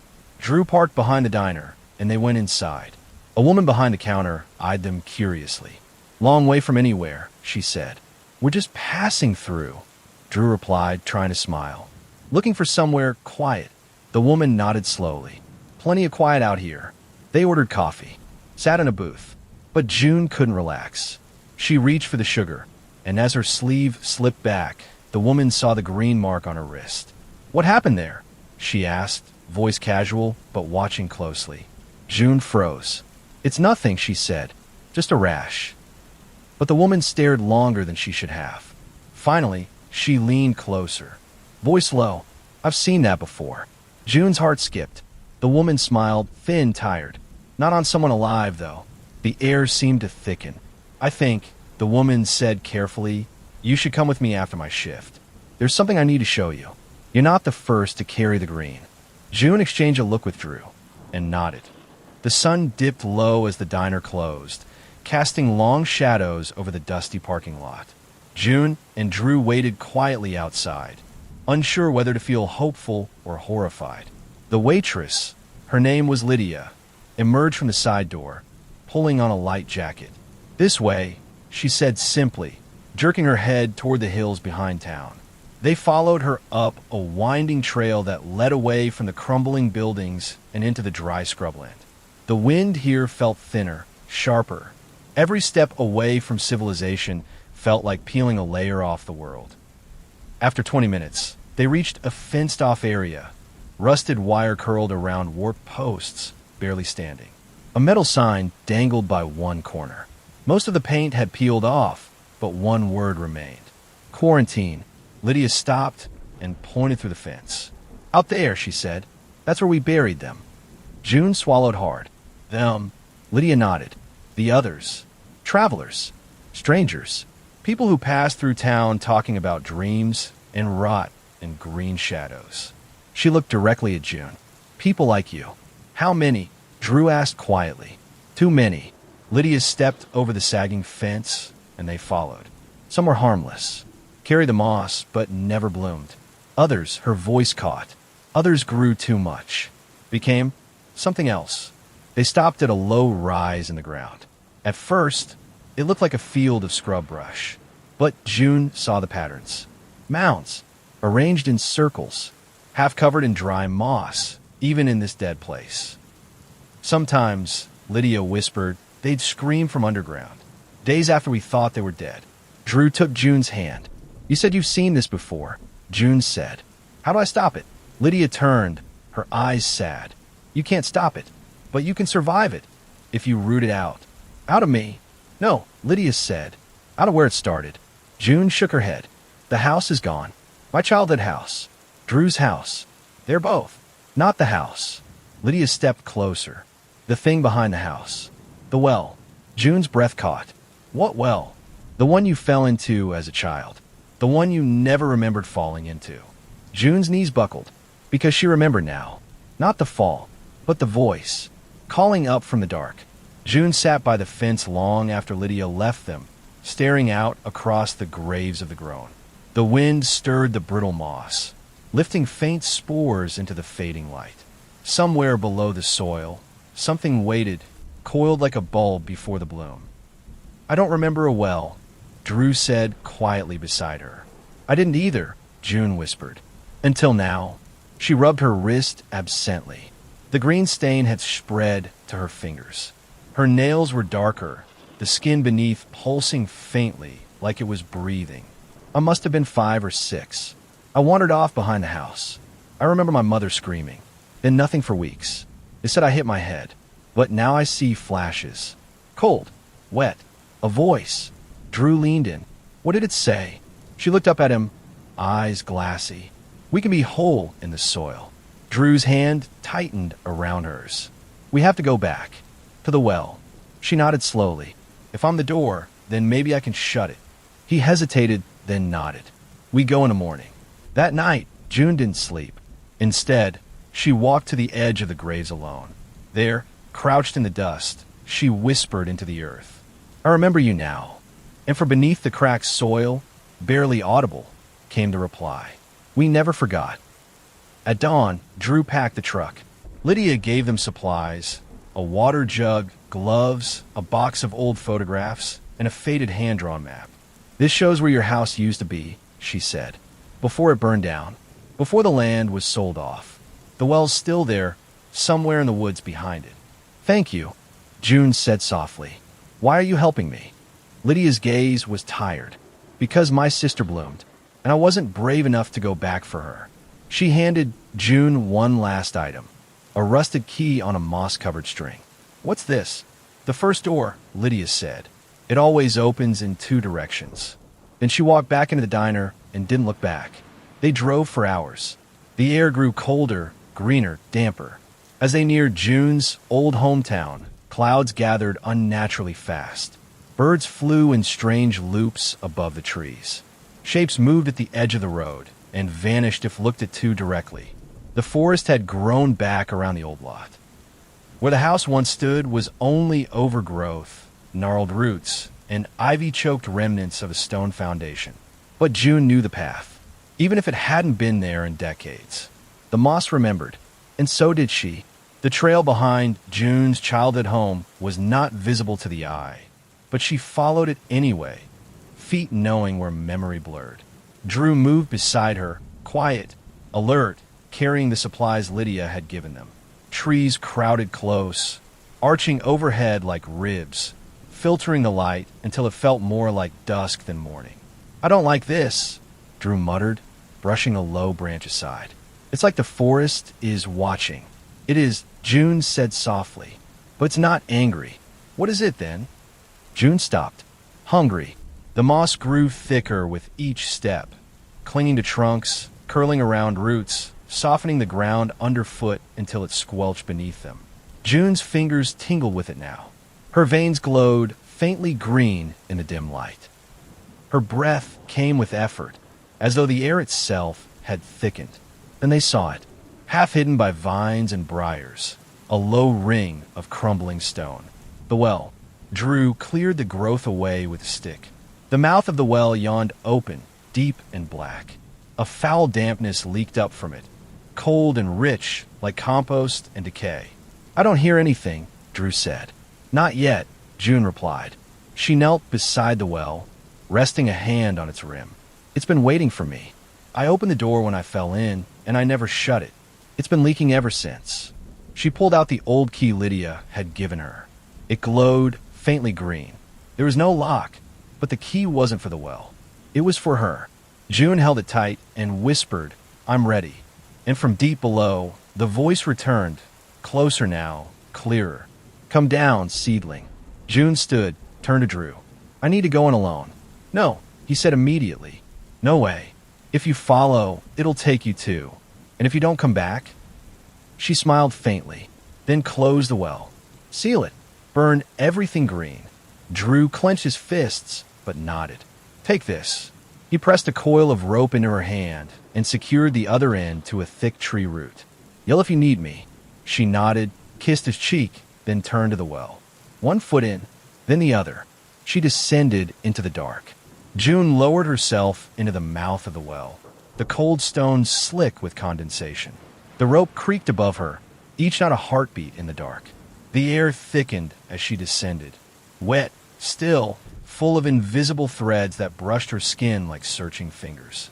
10 feet down, 20, 30. The light from above became a coin-sized glow. The moss began to coat the interior walls in long, drooping strands. Some twitched as she passed. Then she slipped into the dark. The rope ended. June hung there suspended. Below her, blackness. No bottom. No sound. Until, you've grown so well. The voice came from everywhere and nowhere. It was deep, soothing, full of rot and soil and sweetness. It hummed inside her skull, vibrated in her chest. June swallowed. What are you? We are what came before the woods, before the first blade of grass. We are the hunger beneath all green things. She unclipped the rope. Fell. She didn't scream. The air thickened around her like water. She sank, drifted, then touched down. Not with a crash, but a landing, soft and silent, like stepping into rich, damp earth. The space below was vast, a hidden chamber beneath the world. The walls pulsed with veins of glowing moss. Roots coiled and curled in the air, impossibly long, twitching like worms. And in the center, a shape, towering, vaguely human, made of twisted bark and bone, robed in vines, crowned with antlers of fungus and curled wood. The moss man, but not the one from her dreams. Not the one from Drew's vents. This one was older, bigger, a god in the dirt. June stepped forward, its head turned. Hollow sockets, no eyes. Just a mossy cavern. You were the first. The door we opened. No, June said. I was the door. I'm here to shut it. A pause. Then the roots lashed toward her. June stumbled back as the roots whipped through the air, their tips sharp and barbed with thorn moss. She ducked, rolled, and sprinted toward a patch of glowing stone, skidding to a stop beneath a massive tangle of vines that pulsed like living intestines. The moss man moved without moving, gliding forward as the roots shifted around it, dragging the chamber into a writhing blur of growth. Its hollow face bent toward her. You carry us. You carry me. Why resist what you are? I'm not your soil, she yelled. But you bloomed. You opened. You heard the call. And it was right. She had heard it, long before she ever understood it. As a child in her dreams, in the vents of Drew's house, in the silence of the desert. It had been singing beneath her thoughts for years, growing louder each time she closed her eyes. But she wasn't alone anymore. June reached into her pocket and pulled out the rusted key Lydia had given her. It was warm now, pulsing in time with her heart. She held it high. I know what this is now. It's not just a key, it's my anchor. The moss man hissed. The roots surged again. June slammed the key into the dirt at her feet. A tremor shook the chamber. A pulse of white light exploded outward in all directions, burning the roots to ash as it passed. The moss man recoiled, screeching in a language older than trees, stumbling back into the darkness. June dropped to her knees, clutching the key, breathing hard. And the voice returned, fainter this time, strained. You cannot uproot us. You are already seated. She looked down at her hands. The moss had grown up her arms, into her veins. She could feel it trying to take hold again, coiling around her bones. I don't need to uproot you, she said quietly. I need to burn you out. She reached into her jacket, pulled out a small tin Lydia had included with the supplies, a flare and a box of matches. She struck one. The chamber roared. The match flared bright orange, the only light in the pulsating green tomb. The flames reflected in the damp walls, and for a moment, the entire chamber seemed to hold its breath. June dropped the match into the open tin. Humph! The flare ignited, a blast of angry red fire shooting into the air, its heat instantaneous. The roots that had begun inching toward her again snapped back like wounded animals. The light forced shadows to dance across the massive form of the moss man, now shrinking away, its bark skin blistering, fungal growths curling in upon themselves. You bring ruin to the garden. Its voice was fainter now, scattered like wind through dying leaves. June stood, holding the flare high as its glow intensified. You call me a seed. You fed on me, grew through me.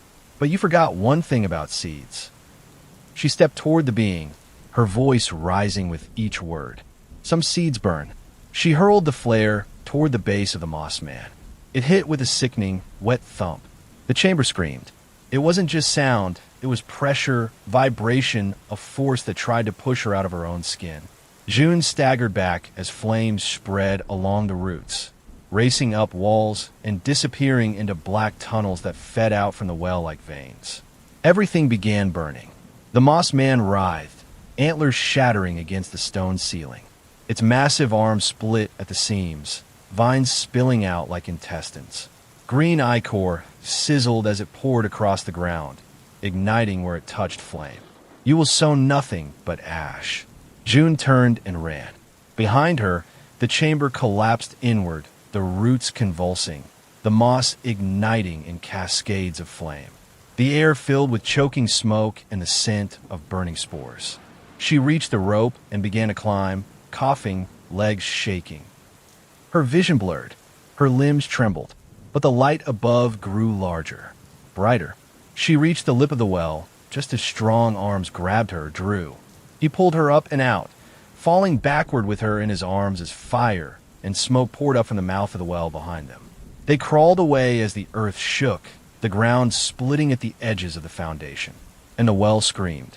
The scream from the well was unlike anything June had ever heard. It tore through the sky, rattled the leaves, cracked the old trees in half. Birds exploded from the canopy in panicked swarms, and for a moment, the air around the clearing grew thick, not with smoke, but with pressure. Something massive stirred beneath the surface. Drew dragged June away as the ground around the well began to collapse inward.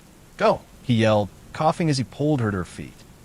They sprinted through the underbrush, branches clawing at their skin, the glow from the fire behind them painting the forest in shifting red and orange.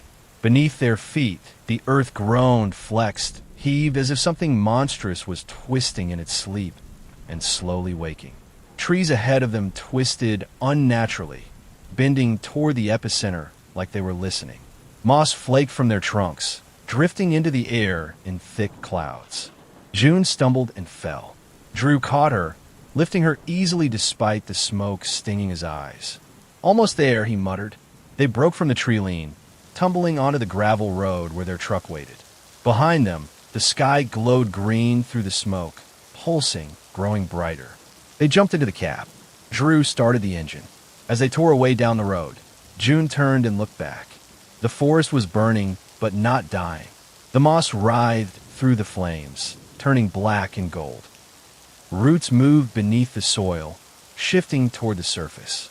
The fire wasn't destroying it, it was changing it, evolving. June clutched her arm. The moss that had once coiled under her skin was gone now, replaced by something darker, black veins pulsing beneath the surface. "Drew," she whispered, "I don't think we stopped it." He glanced at her, saw her arm, saw her expression. "Then what did we do?" She looked out the window at the horizon, where a tower of smoke and spores now rose into the sky like a signal. "We woke it." By the time they reached Lydia's cabin, the sky had shifted to a muted greenish gray, as though the sun itself was being filtered through spores. Ash floated gently across the landscape like snow. The fire hadn't spread through the trees in the traditional sense. It wasn't natural. It burned only what wanted to burn, and left everything else strange and twisted. Lydia stood outside when they arrived, already waiting.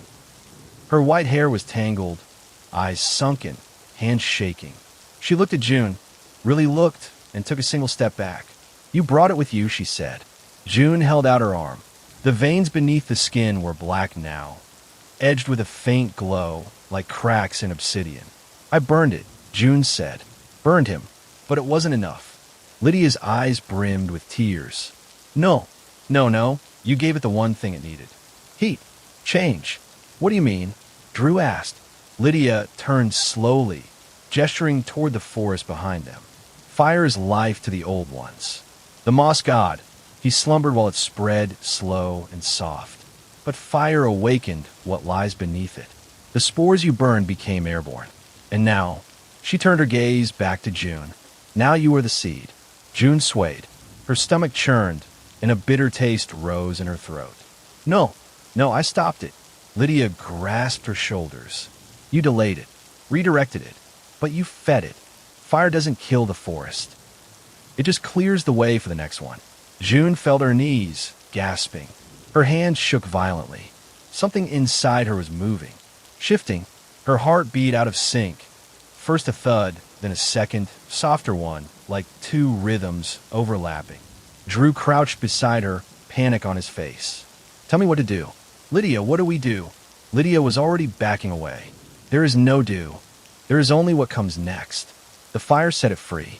She's not just infected. She's becoming its voice, its mouthpiece. June looked up, eyes glowing faintly green now, tears spilling down her cheeks. "I can feel it growing," she whispered. Night fell fast, faster than it should have. The sky dimmed not from sunset, but from something thicker than dusk. A spore-laden fog crept across the hills and settled over the forest like a heavy cloak. Trees stood still, silent as if waiting. June sat on the wooden floor of Lydia's cabin, her back against the wall, shaking. The black veins had spread up her neck and around her collarbone, branching like roots beneath her skin. Every few minutes, a tremor ran through her body, and she'd hear things, not in the air, but inside her. Whispers in ancient green. Lydia mixed herbs and tinctures in the kitchen, her hands trembling as she worked. Drew stood guard by the window, shotgun in his arms, watching the trees. Something's out there, he said. They're moving. June's voice was thin. It's them. They're coming to me. Lydia turned with a bowl of steaming liquid. Drink this, she said, kneeling beside her. It might not stop it, but it could slow it down. June took a small sip. Immediately, she convulsed. The heat from the liquid felt like fire in her veins, and her body twisted in pain. She screamed. No, howled a deep and earthy sound that didn't sound human. Drew rushed over, but Lydia grabbed his arm. She has to fight it, she whispered. Inside her mind, the voice spoke louder now. No longer a whisper. Why fight? You are the garden. You are the mouth. Let us speak. Visions poured into her brain, roots bursting through skin, forests growing from corpses, 1,000 mouths in the soil whispering one name again and again. Mosman, Mosman, Mosman. June slammed her fists into the floor. No, she screamed. You don't get to use me. But the room trembled. Outside, the trees bowed. A low, droning hum filled the air, vibrating the windows, causing dust to fall from the rafters. Drew and Lydia stared at the woods as something massive began to move between the trees. Not one figure, but many. Hollow-eyed things. Walking moss. Root-wrapped corpses. And they were all coming for June. They came shambling through the mist. Figures barely human, wrapped in thick mats of moss, bark fused with bone. Their eyes were gone, replaced by black sockets that leaked spore dust with every shuddering breath. Some wore the tatters of old clothing, park ranger uniforms, t-shirts, even a child's sundress, ghosts of who they'd once been. June pushed herself to her feet, staggering, every nerve raw. The cabin vibrated with their presence. She could feel them inside her skull, not speaking words but thoughts. We are one. We are root and mouth and seed. You are the final bloom. Drew raised the shotgun, aiming through the cracked window. Don't, June rasped. They're coming straight for us, he said. We can't just. They're not coming for you. They're coming for me. Her voice had changed, lower, rougher, like the bark itself was climbing up her throat. Outside, the moss things stopped at the edge of the clearing. Hundreds of them now. Some knelt. Others raised claw-like hands in reverence. One stepped forward. It was different, taller. Its body was covered in black lichen and twisted branches, and where a face should have been, there was only a dark pit, an open hole of nothing, ringed by blooming green petals. The Moss Man reborn, but this wasn't the same one June had faced beneath the earth. This one was new, faster, purified by fire, and it had her voice. You burned the forest, it said, the sound vibrating in their chests. You made us strong. Now you will finish the bloom. June screamed. But the scream came from outside her mouth. She clutched her chest as something rose in her throat. A pressure, a shape, a voice that was not hers. Her eyes rolled back, and when they opened again, they glowed with molten green fire. The Moss Man's faceless head tilted slightly. Come, it said, let the root coil around the sky. Let the stars drown in our garden. Drew grabbed her by the shoulders. June, fight it. You're stronger than it. You have to be. She opened her mouth, and two voices came out. Help me. Let go. Lydia poured a line of salt across the door and reached into her satchel, pulling out something wrapped in black cloth. A dagger, carved from ashwood, tipped with bone. Her voice trembled. If she says the wrong words, if she becomes it, you won't be able to save her. The Moss Man outside raised its arms. The forest bowed with it, and June's body began to change. June collapsed to her knees, her breath ragged, her spine arched unnaturally. Her fingers clawed at the floorboards as the black veins thickened, rising beneath her skin like living cords. The light in her eyes flickered, a war raging behind them. Drew knelt beside her, gripping her face between his hands. Stay with me, June. You're in there. I know you are. Her mouth opened. A choking sound spilled out, half sob, half growl. And then her voice returned, thin, fragile. Drew, it's in everything. The trees, the dirt, the air. I can feel their roots moving through me. Lydia stood behind them, the ashwood dagger shaking in her grip. She's becoming part of the network. If she passes the threshold, there's no pulling her back. We have minutes. June clutched Drew's hand.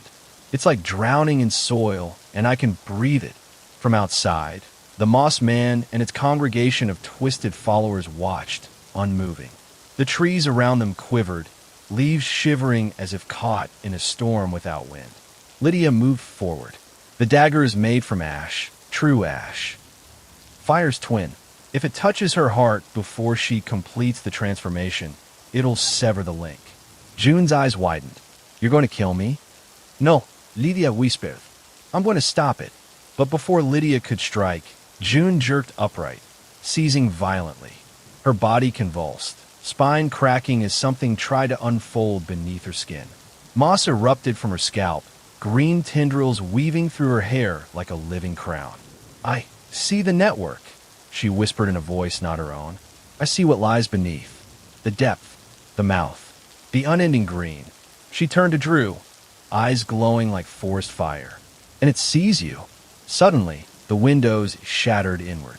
The moss things surged toward the cabin, hundreds of them moving in near silence except for the hum. A deep, vibrating spore song that made blood run cold. Drew fired the shotgun, blasting two of the things back. Lydia grabbed a handful of salt and flung it across the threshold, halting the advance for a moment. But June stood tall now, rising like a tree pulled by invisible strings. Her voice echoed, I am the root. I am the bloom. I am the green beneath the skin. And as she spoke, the wood around them grew, splinters forming vines, moss spreading across the walls, the house breathing. Lydia gripped the dagger. Drew looked at June, heartbreaking. Please, he whispered, come back. You're stronger than this. You're stronger than him. Her eyes blinked, green, then blue, then both. A single tear ran down her cheek. If I hurt you, she said, don't let me. Outside, the Moss Man took a step forward. Inside, June's transformation accelerated, and the forest held its breath. The floor groaned as roots burst through the cracks, writhing like serpents beneath June's feet. Vines coiled up the walls, threading through the cabin's rafters like veins through flesh. Spores filled the air, thick and glistening with bioluminescent shimmer. It was no longer a home. It was a womb, preparing to give birth to something ancient. Drew held tight to June's hand even as her skin grew rough and green. Her heartbeat had changed, no longer human. It echoed through the floor and into the trees outside. A shared pulse. Lydia circled behind her, dagger raised. Her voice cracked. We have to do it now. The spore crown is nearly formed. Once it hardens, she'll be gone. Just another mouth of the moss. June's eyes fluttered. Within them, a glimmer of herself remained. She looked at Drew. You want me to say the words that rooted fully. What words? He asked, desperate. They're old, she said. They came into my dreams. A chant, not human. If I speak it, the forest never dies. Not here, not ever. Her lips twitched, already forming syllables no mouth should know. Elok, nateran, drulvash. Drew stepped between her and Lydia, facing the dagger. Wait, he shouted. She's still in there. Lydia's hands trembled. You don't understand. She'll root reality. Once spoken, those words will echo forever. Through every forest, every field, the moss god will own us all. A sharp crack rang out, like with splitting. June screamed as her spine arched backward, a bulge forming beneath her ribcage. Something was trying to push out. Something inside was reaching toward the sky. Drew gripped her cheeks, forcing her to look into his eyes. June, don't say them. Not for me, not for them. You are not his. Tears poured down her face. It's so loud. I can't think. I can't hear me anymore. You're still here, he said, touching her chest. You're still you. For a moment, silence. Then a whisper. Drew. Lydia moved in with the dagger, but June raised her hand. Stop, she said. Her voice was low, shaking. Don't stab me. Burn me. What? Fire. That's how it started. That's how it ends. She touched the oil lamp on the shelf beside her. Let it consume me before he takes my words. Outside, the moss man shrieked. 1,000 voices screamed with it. Drew hesitated. No, no, there's another way. There has to be, asterisk. But the vines around them twisted tighter, and June cried out in pain. Do it. And with shaking hands, Drew reached for the oil lamp. The oil lamp shook in Drew's hands, its glass clinking softly. June stood still, her body trembling as the vines thickened around her arms, her legs. Her skin was streaked with moss, but her eyes were still hers. Lydia pulled back, the dagger lowered. If we light it, she may die. But if we don't, June gave a weak smile. Then I become your god. Drew closed his eyes and exhaled. The glass of the lamp felt hot, alive in his grip. His fingers found the striker. It caught with a hiss, the wick flaring to life. The flame was small, but it danced defiant against the dark, against the rot. I'm sorry, he whispered. June looked up, tears glistening. Don't be. Just remember me before this. Before the woods. Before the green. I remember everything. The words clung to the silence like final prayers. Then Drew hurled the lamp to the floor. It shattered. Oil burst across the floorboards, and the fire took. In a breath, the room became a storm of heat and smoke. The vines recoiled, shrieking. The moss hissed and blistered. The ancient network screamed through June's mouth as the flames climbed her legs, catching her skin and moss alike. Her voice changed, rising in pitch until it became not words, but a keening that shook the air. No, oh. We are the garden. We are the breath. She felt her knees engulfed. The fire lit the cabin with an otherworldly light. Through the windows, the creatures outside howled and collapsed, one by one. Their moss flaked off, their limbs crumbled, their bodies turned to black dust in the heat of the scream.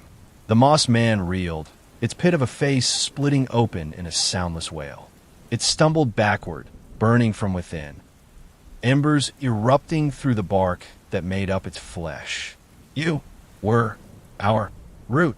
And then it exploded into a cloud of ash and spores that caught the wind and blew away. Inside, Drew lunged toward June's burning figure. Lydia grabbed his arm, screaming, "Don't! You'll die too." But he tore free, throwing his coat around her. June's body was still smoldering, but the moss was gone. Her skin blistered, her breath shallow, but her eyes opened one last time. "Drew, I've got you," he whispered. "It's over." And for the first time in weeks, the forest was silent. The cabin was a blackened skeleton by dawn. Smoke drifted through the trees like ghost breath, curling around trunks and fading into the pale morning light. The moss was gone, burned down to the roots. The trees looked different now, stripped, quiet, normal. But beneath the silence, something still watched. Drew sat with June in the ashen clearing, her head resting against his chest. Her skin was scorched, arms wrapped in torn blankets Lydia had salvaged from her pack. Her eyes fluttered open, red-rimmed and dry. "Did it work?" she asked, voice like paper. He brushed the soot from her cheek. "You stopped it." She looked up at the sky. For the first time in days, it was blue. No esporejas, no shadows moving between the branches. Just sky. Lydia knelt beside them, skin streaked with dirt and smoke. "The pulse is gone. The network severed. I think we won." Drew glanced at her. "Think." Lydia looked around, cautious. "You don't kill something that old. You make it sleep. You make it retreat. But we did something it never expected. You made her stronger than him. That's rare." June coughed weakly. "I saw it all. Underground. Beyond time. Before the trees. Before the world. It was already waiting. I was just a door." "You slammed it shut," Lydia said softly. "No," June murmured. "I locked it from the inside." They helped her stand. The ground beneath them was black and brittle, the soil scorched but no longer humming. The forest was no longer alive in the wrong way. But it wasn't dead either.